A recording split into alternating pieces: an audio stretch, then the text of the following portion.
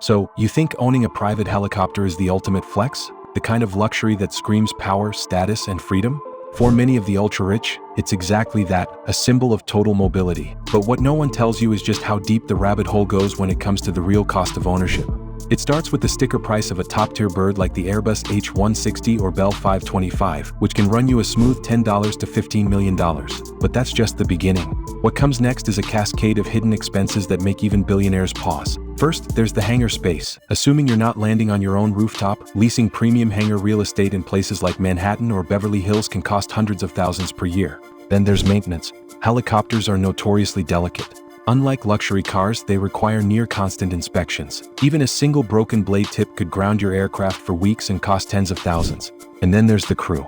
You're not flying it yourself, are you? You'll need a pilot or two on retainer, plus backup pilots if you're serious about 24/7 availability. Salaries for elite pilots who've flown for government or military operations.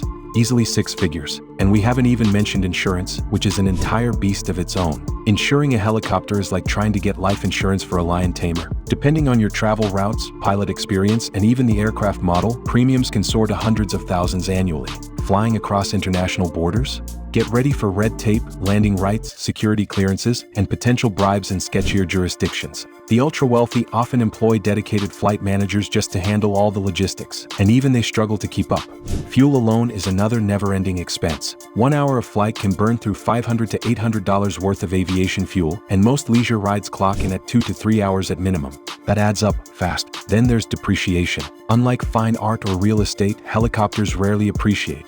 In fact, some luxury models lose value faster than sports cars. And here's the kicker. Every minute your chopper sits idle, you're bleeding cash. Regular system runs, updates to avionics software, and weather damage control all cost money, even if you don't fly a single mile that month.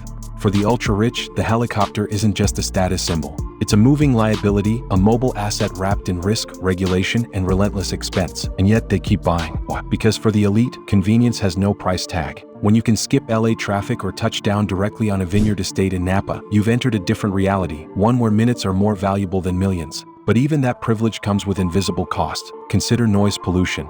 In wealthy neighborhoods like Palm Beach or the Hamptons, helicopters spark lawsuits and neighbor feuds. Some estates have had to install soundproofed landing zones at additional cost. And let's not ignore the security risk. Helicopters are vulnerable. From hijackings to drone collisions to GPS spoofing attacks, the modern threat landscape is very real. So, the mega-rich invest heavily in airborne counter-surveillance, military-grade communication systems, and even decoy choppers. Yes, decoys. It's not uncommon for a billionaire's helicopter to take off empty, drawing attention, while the real flight leaves from a discreet secondary location.